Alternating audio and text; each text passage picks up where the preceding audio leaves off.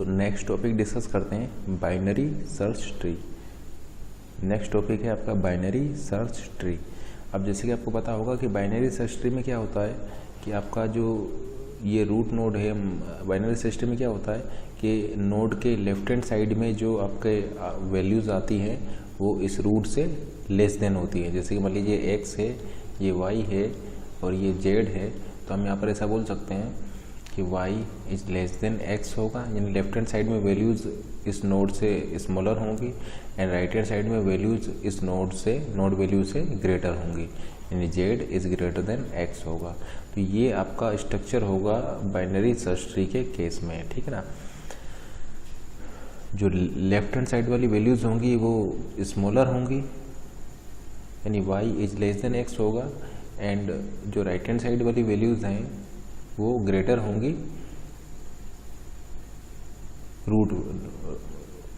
इस node value से, ठीक है ना।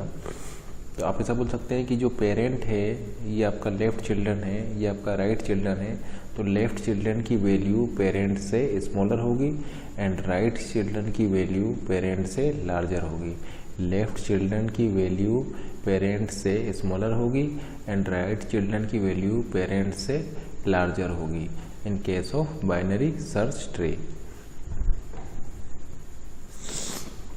अब देखिए, अगर मान लीजिए वैल्यूज़ इक्वल हैं तब आप क्या करेंगे। तो अगर वैल्यूज़ इक्वल हैं तब या तो आप इक्वल इधर इस साइड लगा सकते हैं या फिर इक्वल आप इस साइड लगा सकते हैं, यानी इन दोनों में से किसी भी एक कन्वेंशन को आप यूज़ कर सकते हैं। अगर आपने इक्वल वाले को इस साइड लगाया है तो फिर आप थ्रू आउट द प्रोग्राम आप हमेशा इसी कन्वेंशन को फॉलो करेंगे, ठीक है ना। तो अगर इक्वल वाला आपने इधर लगाया है तो हर बार इक्वल वाले को आप लेफ्ट में ही लेंगे, या इक्वल वाले को आपने राइट में लगाया है तो हर बार इक्वल आने पर आप राइट में ही लेंगे। जैसे कि एग्जांपल लेते हैं, मान लीजिए 10 है तो 10 आपका यहाँ पर आ जाएगा। फिर मान लीजिए आपका 20 आता है तो 20 आने पर आप बड़ा है तो आप इसके राइट में डालेंगे। फिर मान लीजिए 30 है तो देखिए 10 से बड़ा है राइट में आएगा, 20 से बड़ा है इसके राइट में आएगा, 30 यहाँ पर आ जाएगा।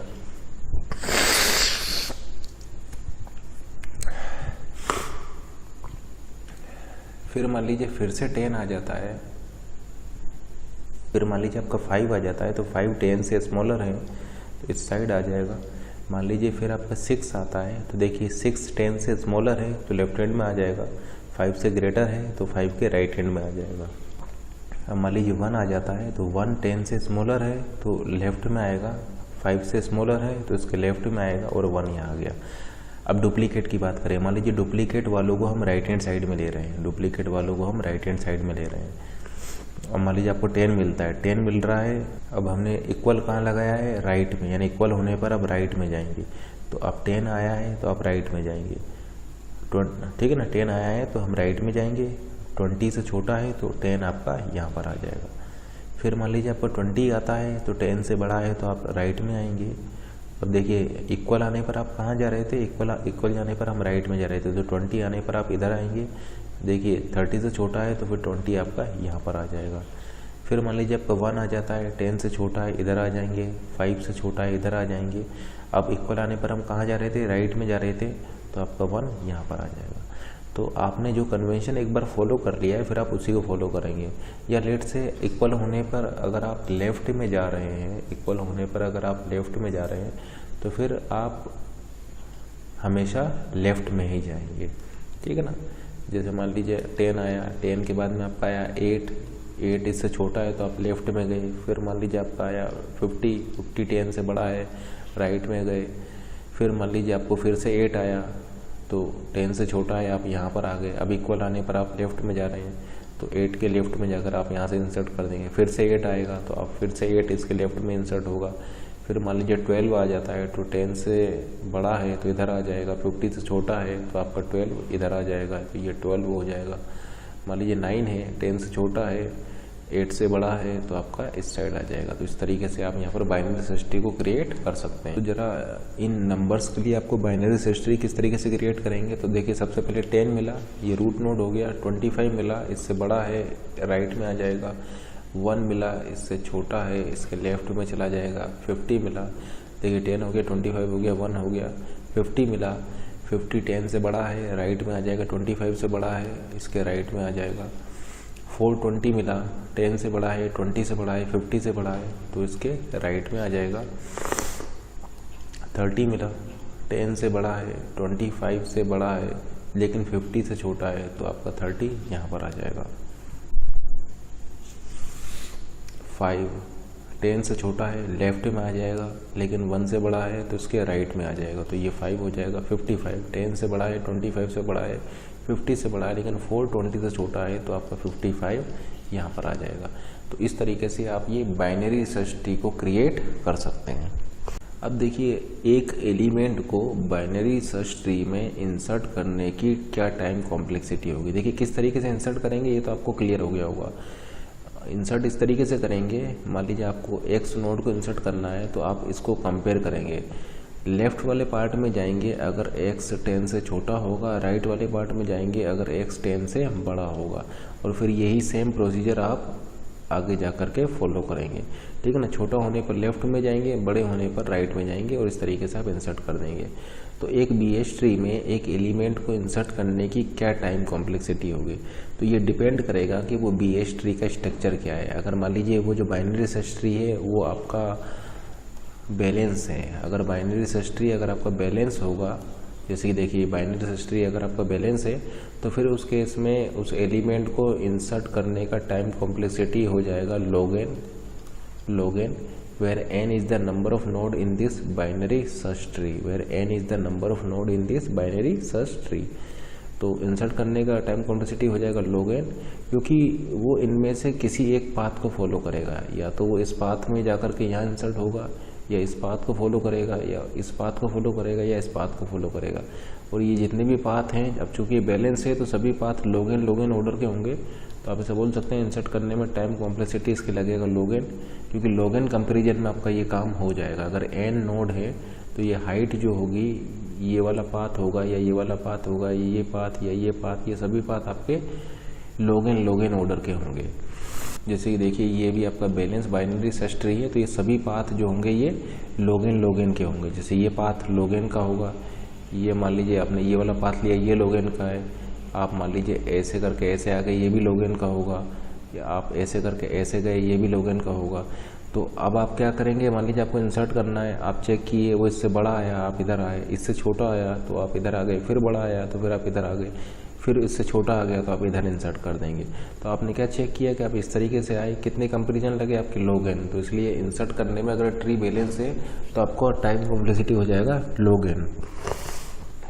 लेकिन मान लीजिए कि आपका जो बाइनरी सर्च ट्री है वो बैलेंस नहीं है, लेट से वो स्क्यू है, कुछ इस टाइप से स्क्यू है, तो फिर उस केस में हो सकता है कि उसको इंसर्ट करने में आपको ऑर्डर ऑफ n टाइम लगे, where n is the number of node in this binary search tree. मान लीजिए कि आपका है 10 20 30 40 और आपको 50 को इंसर्ट करना है, तो 50 को इंसर्ट करने में आपको 1 2 3 और 4 कंपेरिजन करने पड़ेंगे। तो फिर वर्स्ट केस में आपको बाइनरी सर्च ट्री में एक एलिमेंट को इंसर्ट करने में ऑर्डर ऑफ n टाइम भी लग सकता है, अगर वो बाइनरी सर्च ट्री आपका बैलेंस नहीं है तो हम यहाँ पर ऐसा बोल सकते हैं कि वर्स्ट केस टाइम कॉम्प्लेक्सिटी क्या हो जाएगा, अगर आपको बाइनरी सर्च ट्री में एक एलिमेंट को इंसर्ट करना है वो हो जाएगा ऑर्डर ऑफ n। और एवरेज केस टाइम कॉम्प्लेक्सिटी क्या हो जाएगा BH ट्री में एक एलिमेंट को, एंड बेस्ट केस में क्या हो जाएगा, बेस्ट केस में हो सकता है कि आपका बाइनरी सर्च ट्री बैलेंस हो, तो फिर उस केस में आपका टाइम लग जाएगा log n। ठीक है ना, तो बाइनरी सर्च ट्री में एक एलिमेंट को इंसर्ट करने का टाइम ऑर्डर ऑफ n होगा वर्स्ट केस में, और बेस्ट केस में टाइम होगा order of log n। Best case कौन सा होगा, बेस्ट केस वो होगा जिसमें वो बाइनरी सर्च ट्री आपका बैलेंस होगा, तो उसकी हाइट उस केस में ऑर्डर ऑफ log n की होगी, और अगर वो स्क्यू है तो उस केस में उसकी हाइट ऑर्डर ऑफ n की होगी। तो अब यहाँ पर हम चेक करते हैं कि आपको एक BH ट्री क्रिएट करना है, आपको एक बाइनरी सर्च ट्री क्रिएट करना है विद n नोड, जिसमें कि आपके n नोड है।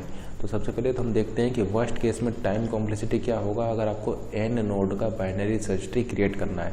तो देखिए एक नोड को इंसर्ट करने में ऑर्डर ऑफ 1 टाइम, दूसरे नोड को इंसर्ट करने में order of 2 time, worst case की हम बात कर रहे हैं, तीसरे के लिए ऑर्डर ऑफ 3, इस तरीके से nth के लिए टाइम लग जाएगा ऑर्डर ऑफ n, सॉल्व करेंगे सीरीज बन जाएगा n into n plus 1 divided by 2, तो ये आपका आ जाएगा ऑर्डर ऑफ n स्क्वायर।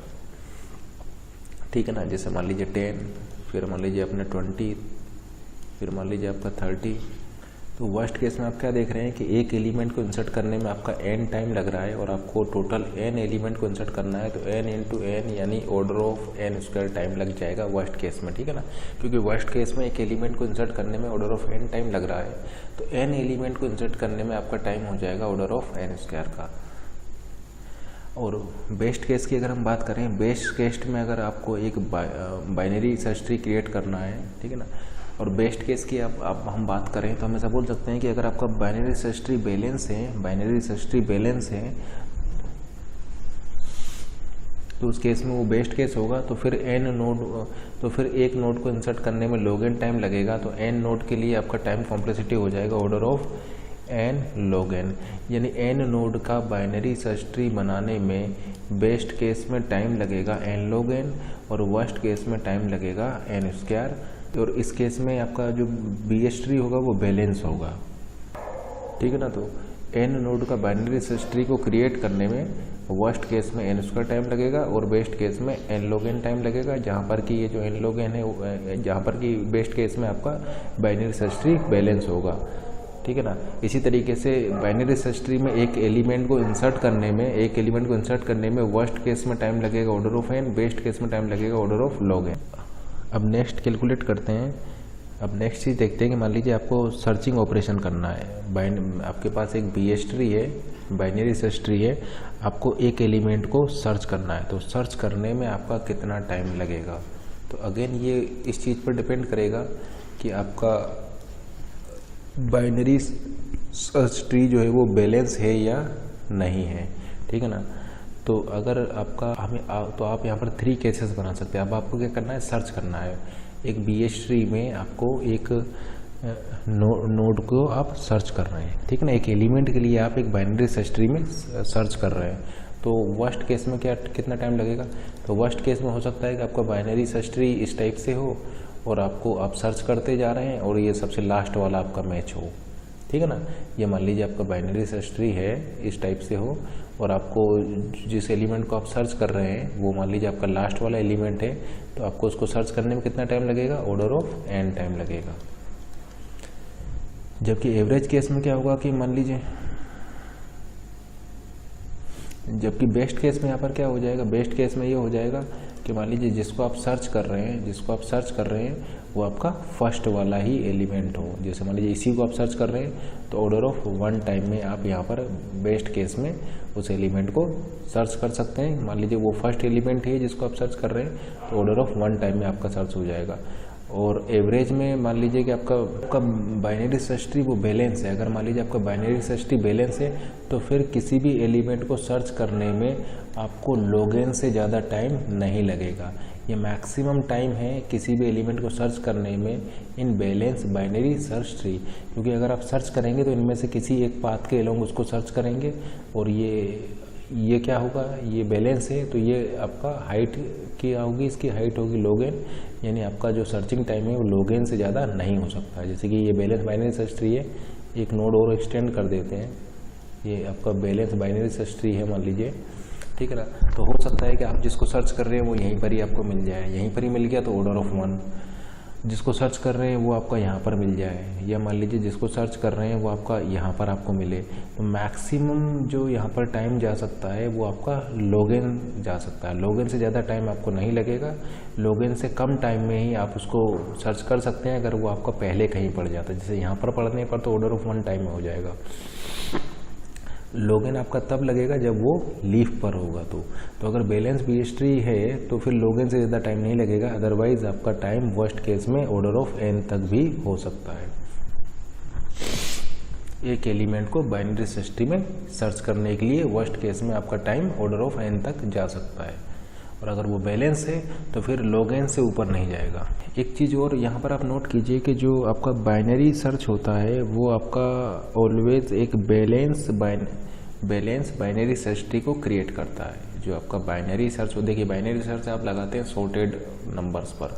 मान लीजिए आपके नंबर से 10, 20, 30, 40, 50, ए balance binary search tree, binary search always create a balanced binary search tree.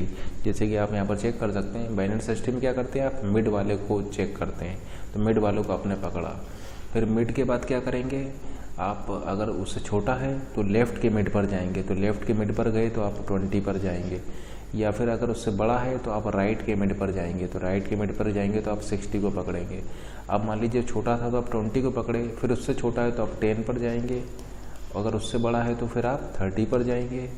उसी तरीके से अगर यहाँ पर आपका 60 से छोटा था वो जिसको आप सर्च कर रहे हैं तो 50 पर जाएंगे, और वो 60 से बड़ा होगा तो आप 70 पे जाएंगे। तो आपने क्या चीज़ यहाँ पर नोट किया कि जो आपका बाइनरी सर्च है वो आपका ऑलवेज एक बैलेंस बाइनरी सर्च ट्री को क्रिएट करेगा। तो जो आप बाइनरी सर्च करेंगे वो आप किसी एक पाथ के अलोंग करेंगे। लेट से आपका पाथ ये भी हो सकता है, आपका पाथ ये भी हो सकता है, या आपका पाथ ये भी हो सकता है। मान लीजिए आप इस पाथ के अलोंग सर्च कर रहे हैं, ठीक है ना, मान लीजिए आप 50 को ही सर्च कर रहे हैं, तो सबसे पहले आप क्या करेंगे, मिड वाले को पकड़ेंगे, फिर देखेंगे कि ये 40 से बड़ा है तो फिर आप इधर पर इसके मिड पर आ जाएंगे, फिर देखेंगे कि आप इससे छोटा है तो फिर आप इस पर आ जाएंगे। यानी पहले आप मिड पर गए, मिड के बाद 60 पर गए, फिर 50 कर गए, यानी आपने ये वाला पाथ फॉलो किया। अब ऑलरेडी हम आपको बता चुके हैं कि बैलेंस के केस में इसकी हाइट क्या होगी, इसकी हाइट होगी आपका log n। इसका मतलब आपका टाइम कितना लगेगा इसको सर्च करने में, log n, maximum log n लग सकता है।